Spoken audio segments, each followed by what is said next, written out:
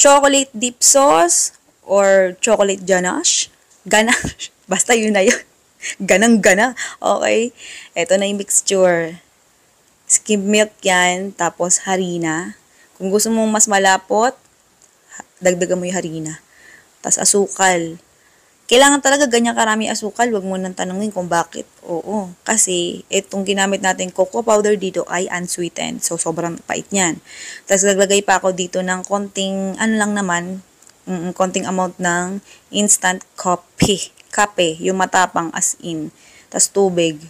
Yung, ayan, pinangwawash natin dyan sa kape, yan na yung, kasama na dyan yung portion ng tubig na kailangan natin, ha? Oo. Tapos, haluin mo lang siya. Ganyan lang siya kadali. Sobrang bongga. Sa recipe na to, puro ka lang naman halo. Sa recipe na to, ito sa sinashare ko sa inyo, marami nagtatanong dito kung paano nga ba gumawa nito. So, ito na nagkaroon tayo ng time. Oo. Sana makatulong. And hopefully, sana magustuhan mo ito. Ganyan lang siya lutuin. Pwede mong lakasan yung apoy kung nagmamadali ka. Pero kung, ayan, kung may trust issue ka sa pagluto-luto, baka hilaw pa yung harina. So, lutuin mo siya ng mahina lang. Tapos, bahala ka na hanggang sa lumaki yung muscle mo, pwede ka lang huminto. Pag di pa lumalaki yung muscle mo, huwag ka hihinto. Oo, charot lang. Okay, yung pagluto nito, kung gusto mong chocolate ganache yung gamitin mo, ayan, lutuin mo siya hanggang sa asing mas malapot pa.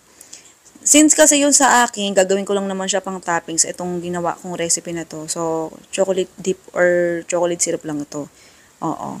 Ayan, ganyan lang siya. Hanggang sa lumamig, ganyan lang yung texture niya. Pero kung gusto niyo mas malapot pa yan, tagalan nyo pa yung pagluto.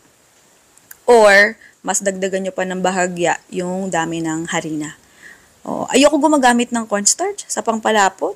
Di ko bet, madulas sa bibig. Mas bet ko talaga harina. Oo, basta lutuin mo lang maigi para hindi mahilaw. Parang walang aftertaste. Okay, pero kanya-kanya naman panlasa yan. Depende naman sa nagluluto.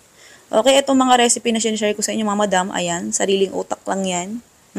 Sariling panlasa. So, kung hindi mo bet or hindi mo trip yung recipe ko, gawa ka sarili mo. Okay? Sige na, goodbye, good luck.